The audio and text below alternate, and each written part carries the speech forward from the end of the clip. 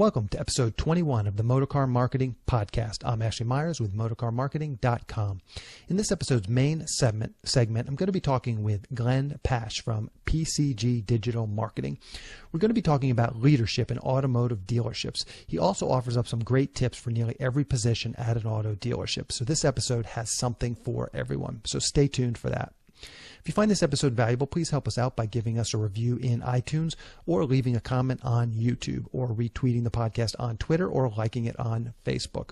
These social media shares really do help spread the word about the podcast, so it's very much appreciated. If you have any questions or comments about anything, feel free to send us an email at info@motorcarmarketing.com.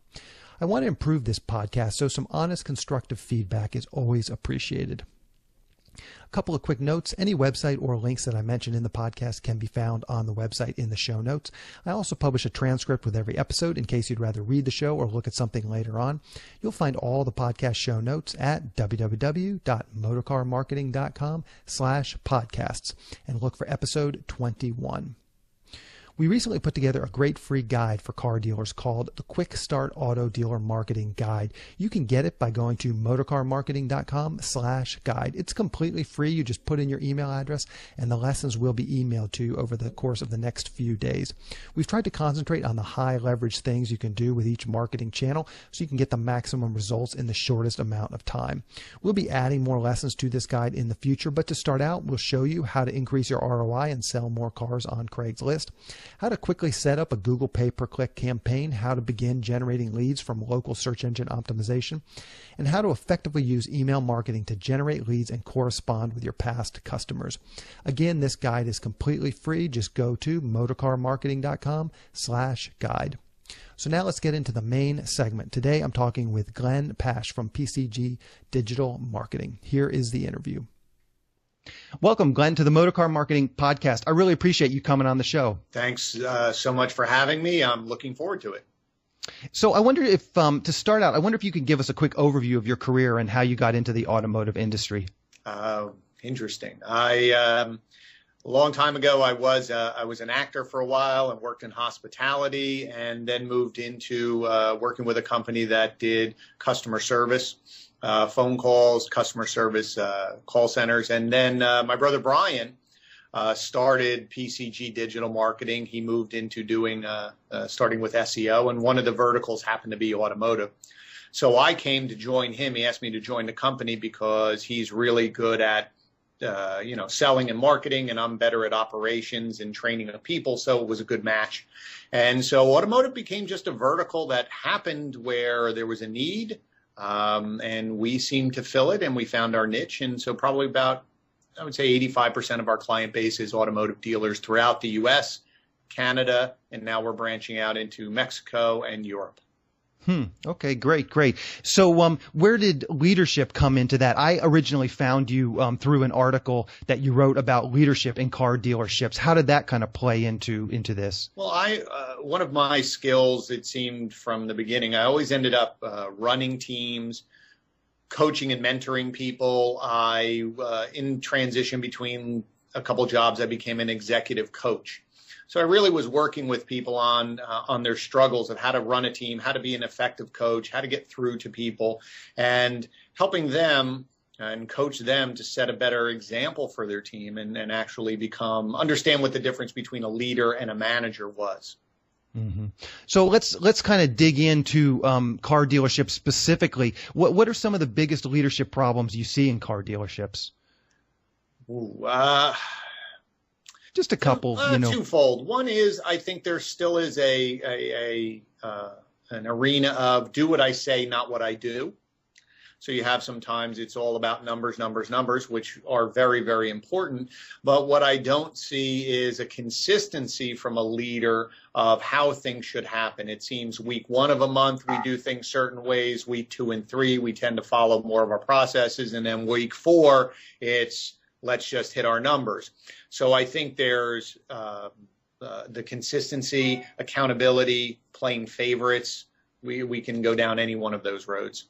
hmm Let's talk about smaller dealerships. I mentioned before the interview, I've worked with a lot of smaller dealerships in Southern California, and I'm always, when I'm in those dealerships, it's a really tight knit group, but everybody's kind of wearing different hats. But I definitely feel like sometimes there is a lack of leadership, not really because the guy who's in charge is just so busy, like running the day to day operations. I mean, would you have any tips for some of these small dealerships that are just, struggling to get through the day, much less actually lead their team? It's a very good point. I was just at an automotive event. Tracy Myers and Troy Spring had the Unfair Advantage Automotive Mastermind Group, and there were a lot of small dealers, and this topic came up.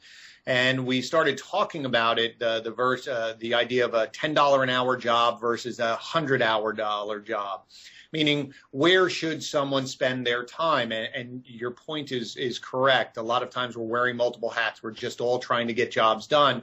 And so you spend so much time working in the dealership, you don't have a time to work on the dealership. So you need to, as a leader, take a step back and say, who is setting the curriculum, so to speak? Who's setting the process? Is there accountability? And you have to really budget a piece of your time to really spend following up on other people. I think that in a small dealership gets lost because we're all trying to just get things done. Mm-hmm. I wonder if there's maybe some practical tips, specific practical tips, like are there certain things that you see a lot of these, managers and leaders doing that maybe they should not actually be doing? And as you say, those are more $10 an hour jobs. Maybe there's some specific things you can say, I've seen a lot of dealerships doing this, and really they should be delegating those to the $10 an hour employee. Right. I would say I've seen dealers who they're shooting the photos. They're uploading the videos. They're the ones who are running every single deal through. They are even handling phones. And when I questioned them, I said, why are you still doing this? And it comes down to, well, this is the way we've always done it. Number two is, it's okay, I can do it and do everything else, which is a fallacy. And then number three, sometimes it's a little bit of ego. I know my team could do it, but I just think I do it better. And instead of spending your time training them to be better, you just end up doing it. And then something's going to fall through the cracks because you're just doing too many things and you can't really do them all well. You're just doing them. Mm-hmm, mm-hmm. Yeah, no, those are some great tips for sure. So let's talk about your certification program. I took a look at it right before the interview. Maybe you can give us kind of a 2-minute elevator pitch on sort of an overview of what your certification process is and the courses are, and who is a good fit for taking those classes. Great. We have been PCG Digital and PCG Consulting. We've hosted events and done a lot of focus on education and training in the automotive space for the last 4 or 5 years. What we found, though, as we've grown and focused our training, a lot of times people will go to a conference and it'll be a one-size-fits-all. In the audience will be a dealer principal, a general manager, general sales manager, BDC, internet sales, salesperson, and someone, even myself, would be presenting, and I have to try and create a message that's going to give something to everybody. What we said was, let's take a step back.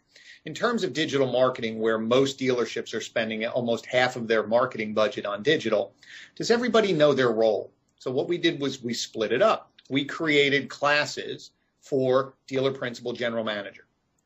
Next one is general sales manager, internet sales manager. Another one, digital marketing manager, salesperson, fixed ops. The reason being, a dealer principal was almost ignoring digital marketing or didn't really want to understand it because they thought they had to be so well versed. I have to understand analytics. I have to understand how my website works. And what we said was, no, you don't.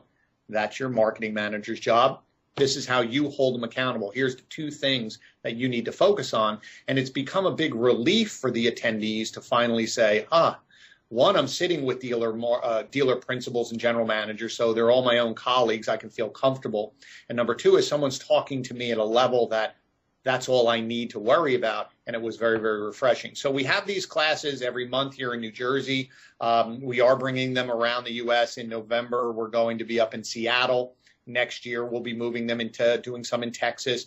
Some dealers are asking us to bring them more local instead of shipping their people over. In terms of who should go, as I said, every single role should fit because even a salesperson should understand how to use digital marketing to market themselves. One of the biggest opportunities that we're seeing is fixed ops and parts.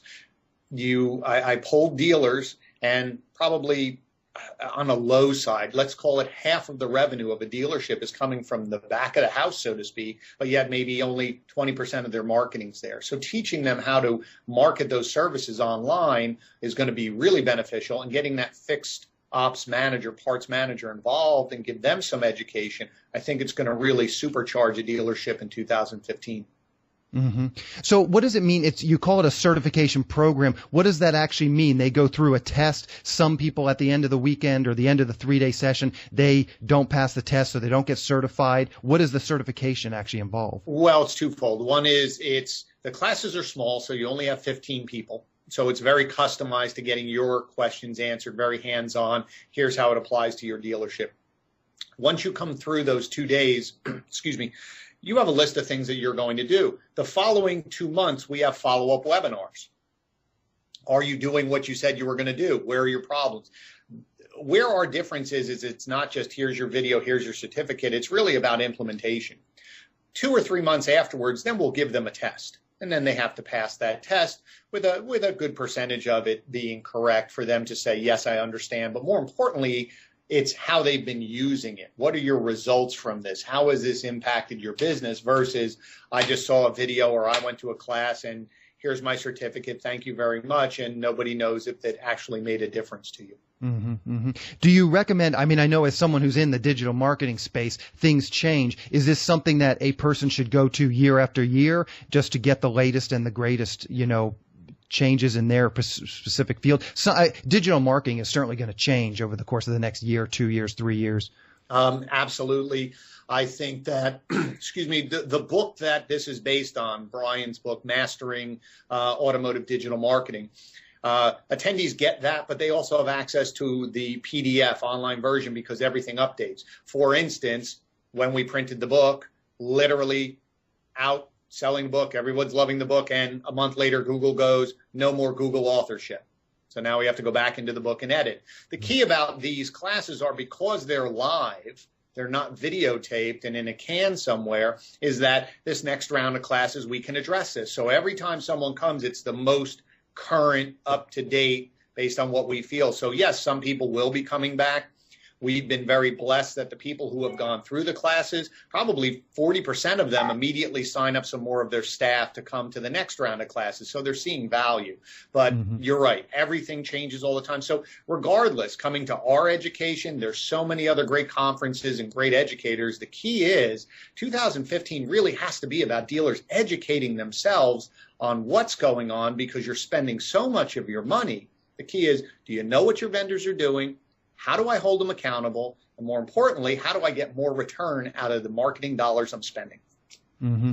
I wonder if we could just run through these classes and you could give kind of a highlight or tip, just something that, people can take away from this podcast, something they might learn in one of these different specific tracks. So, starting with like the general manager, dealer principal track, what's something that they're going to learn just to kind of whet their appetite? Well, what they're going to learn is how to look at all of these reports, how to hold them accountable. Not, for instance, most paid advertising or paid search reports are probably about 10 pages. Dealer Principal's not looking at it. We ask them, how about your Auto Trader reports? And most of them go, I look at them, but I don't know what I'm looking at.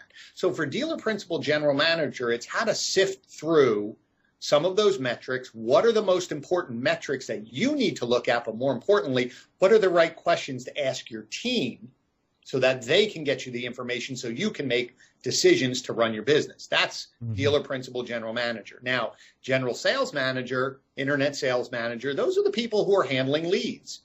Not necessarily, there's a separate one for a BDC, but what happens is even if you have a BDC, eventually those leads are coming out to the floor. So the question is, if an appointment comes up, you come in, we talk about a car and you leave, you didn't buy from me today, is there a process that's documented so that they can follow up, that salesperson, who's holding them accountable? And it becomes, for the general sales manager, internet sales manager, how to create a process, how to maximize, how to communicate to the customer who is now more mobile centric than they were a while ago. Digital Marketing Manager, that one's a 3-day course. That's where we really get into analytics. We're getting into paid search. We're getting into all of your other vendors. Are you using things like lot links or any of the other million of products that are out there? How are you maximizing your CRM? How are you talking to your vendors? That's what that digital marketing person, and also how to unify your offline, or what people would call traditional marketing. How do you unify that message so what I see offline, online, and on site all works? As I said earlier, salesperson, how do I leverage social media, LinkedIn? How do I really utilize all of these tools to communicate with my base so that I can ask for referrals? The BDC, pretty straightforward combination of either a BDC manager, what are the metrics you should be holding them accountable? Really what we've learned for BDCs, most of them are understaffed. And so how do you really quantify how many people I should really need and how to hold them accountable? And then, as we spoke earlier, the fixed ops, that I think for 2015 is just such a treasure trove of untapped money, because yes, you have most service bays, they're pretty full, but how do you continue to keep people from going out to the independents? How are you marketing that? In reality, your pricing is about the same as theirs, but more importantly, you have trained technicians. How do you show up and search for that? Most people aren't paying attention to that, so that is going to help them really maximize and increase their revenue. Mm-hmm. Perfect. Those are some great tips. So what's the best way for people to keep up with you and potentially contact you if they want to learn more? You can always just go, my email is Glenn, Glenn, at PCGmailer, MAILER.com. You can connect with me on Twitter at Glenn Pasch, or you can always call the office at 732-450-8200. As I said, we specialize in digital, but we also do process training and coaching and leadership. Any way we can help dealers, we'll be more than happy to. Mm-hmm. And I found your blog too. So that's glennpasch.com if people Correct. Want to just learn specifically more about you. I will link to all that in the show notes so people can get that if they didn't have a pen and couldn't quickly write that down. Glenn, you've been very generous with your time. This has been a great interview. I've learned a lot, so I know other people will too. Thank you very much for coming on. My pleasure. Thank you so much for having me. If you're currently looking for a high-quality auto dealer website, check out our sister site, motorcarsites.com. We offer high-quality auto dealer websites at a very affordable price. Dealers can typically save between $50 and $150 per month by using our service. You can upload as many cars as you like at no additional cost. We automatically can export your cars to all the major platforms like Cars.com and AutoTrader, so you don't have to manage your inventory in multiple locations. We can have your new website up and running usually in less than 24 hours. Setup is free and easy, and there are no long-term contracts, so you can cancel at any time. Check out motorcarsites.com to learn more. On the next episode of the Motorcar Marketing Podcast, I'm going to be talking with Scott Hall from Swap-A-Lease. Scott offers some interesting tips on how you can better use leasing to close more deals and potentially bring in more sales. I found him after reading an article he wrote on how leases work in Canada and how U.S. dealers might be able to use that model to increase their own leasing rates. So we'll be digging into that a bit as well. So keep an eye out for that in the next episode. That's our show. I hope you got some value out of it, and it can help you grow your business. Thank you for listening.